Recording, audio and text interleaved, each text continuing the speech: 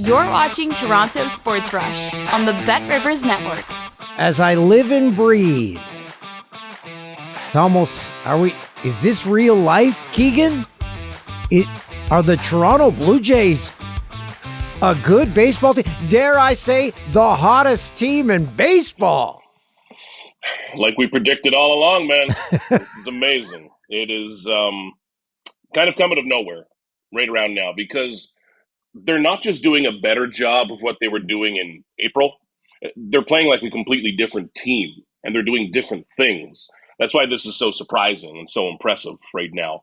The offense has come to life, man. It was always about the offense. The pitching will be good enough, whether they have to add to it or not. It'll be good enough. Defense will be more than good enough, but it's always been about the offense. And lately, it does feel contagious. You feel a different energy around this team. And I'm usually hesitant to talk about that because it's normally fluff. It's normally just an empty narrative that means nothing.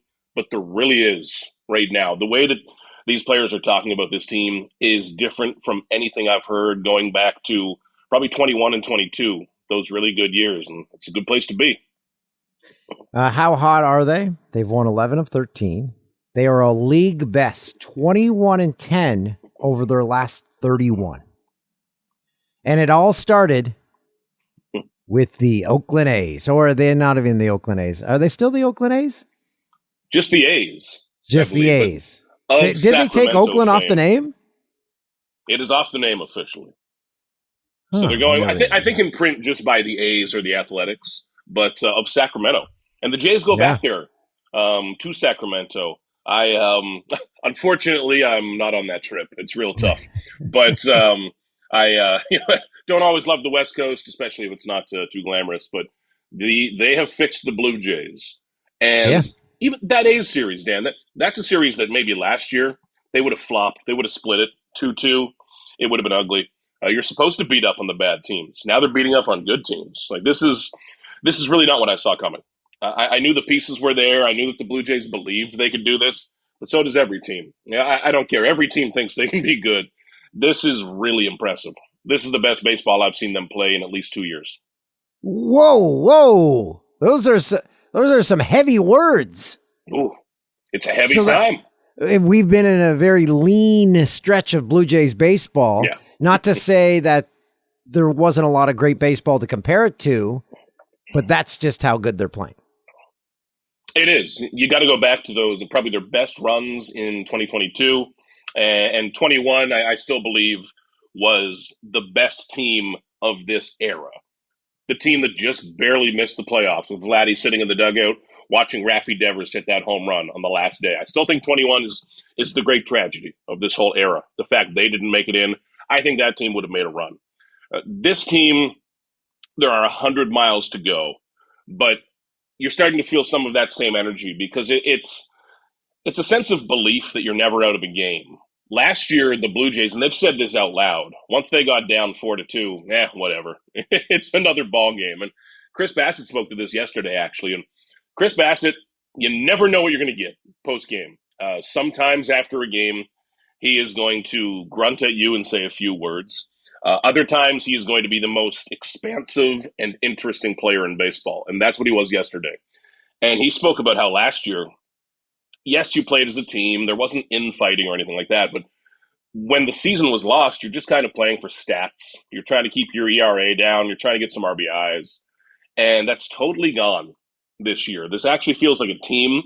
And I do think some credit is due to John Schneider and the coaching staff for that. I know that's not Blue Jays fans' biggest thing to cheer about these days, but I'm around it all the time, and I really believe that some of the credit is due there because they've looked at things they screwed up, and they've acknowledged it, and they've fixed it.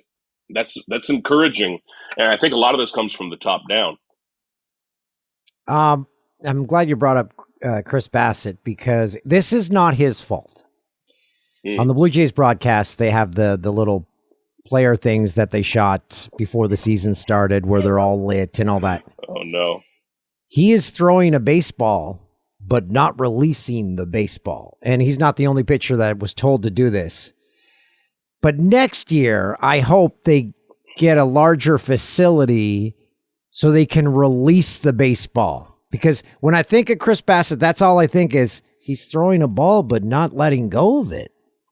Poor guy. There's like 1 or 2 days. They call them the car wash day because the player just goes through every media thing, and it must be in a big building in Dunedin where they just go down a line where they like scream into a camera, step over 2 feet, they say the hashtag, step over 2 feet, they say watch us on Sportsnet. They step 2 more feet, listen to us on 590, and by the time guys get back from that after a couple of hours, they're pretty beat, I think. So I have a rule every spring where if a guy is going through the car wash, the media car wash that day, I don't speak to them. I just leave them be. Alone. But they're too busy pumping out the Sportsnet app. Oh yeah, baby. But I always think of it when you see up on the big screen at Rogers Center when a guy's coming into a game and there's this goofy video of them like flexing and screaming into the camera. That's shot at like 8 a.m. on a random Tuesday morning in Dunedin, Florida. And I just can't imagine being the person behind the camera being like, all right, Bo, give me a little more here, Bo. Come on now. And it's got to be hard with some guys. Have you ever done a deep dive on the player walk-up songs, and how often or do they change them throughout the season? They do change them throughout the season, and I pray to God more players do, because I have to hear these things 10,000 times in a row. I'm trying to think of players who have really been around for a while. George Springer, he's going into, this is year 4 or 5, so I've heard that one, a couple thousand times now. Some players are better at switching it up. Ernie Clement changes his quite a bit. A few of the outfielders do. But Bo Bichette, he's a guy that stuck with his for a while. Alejandro Kirks with the horns that come in. It's great. Any fun Jays? Have we, in your time covering the Jays, have we ever had someone do like Baby Shark or something as a walk-up song? Just to have a little fun. I wish. There's never been a really fun one, and there's never been like a prank one. You see it sometimes where a guy will be in like a 1 for 40 slump, and his teammates will change his walk-up song to something ridiculous to just shake him up and screw him up a bit. But there hasn't been a really good one. I think my favorite right now, and he's on the IL, is still Jimmy Garcia. It's like this Latin power ballad that you can just tell is sung by a guy with an open shirt and a fan on him. It's the weirdest baseball entrance music. I'll have to find the name so people can listen to it. But yeah, it sounds like something that would play in like an 80s romance movie. And then in comes Jimmy Garcia, like the most intimidating, sweaty man on the team. It's good stuff. Okay, this is like a parent-child talk. I eased my way in. We just had some levity. Now the tough talk, Keegan. Oh, baby. Bowden Francis. Yeah. What are we doing here? The Jays have lost only 2 of their last 13, and he was on the bump for both of those. Is the experiment over? I asked this question last week. The league's figured him out right now. Yeah, I think it's real simple. The league has completely figured out Bowden Francis. The worry is that now it's up to him to bounce back. It's up to him to make the next adjustment. But what's that going to be?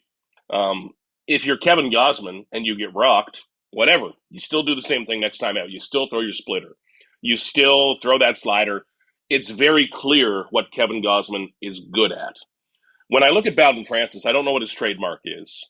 He mixes his pitches, mixes locations, but when you do that, you need to do a really good job of it. So I don't know what this next adjustment is for Bowden Francis. That is why Pete Walker is smarter than me with pitching and paid more than me to talk about pitching. But there's not an obvious fix right now. And the way John Schneider said it is that he's locked in for now, which is kind of a vote of confidence. If this next one goes bad, I think that a move is made. The Blue Jays right now are betting on him. They're giving him another. And it's a big one because with Scherzer still out, they need this spot. They cannot afford for this to be a shaky roster spot. And it's amazing they have survived it, but they cannot do it forever.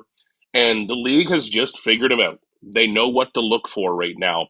He has to fool them again because he's not fooling anybody. Now, you said a move. Does that mean a call-up for the minors? Is there anyone who can step into that role, or via trade route? Is that where the move happens? Eventually trade, I think closer to the deadline. But for now, it's kind of into that blob of bulk relievers: Eric Lauer, Paxton Schultz, Spencer Turnbull. You can go a little further down with Easton Lucas, even, who had some success earlier in the year. I kind of get bored by the blurring of the line between starter and bulk reliever. I wish it was a little more traditional with just starting pitchers, but I understand the versatility, the flexibility is valuable. So, like we're seeing today, talking on Wednesday, up until the very end of last night, the Blue Jays were playing coy of, well, it might be Lauer, it might be Turnbull.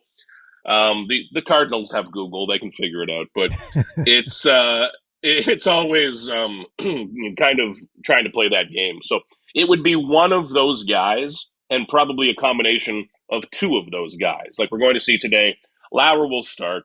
I'd imagine Turnbull will come in the fourth or fifth and give a few innings.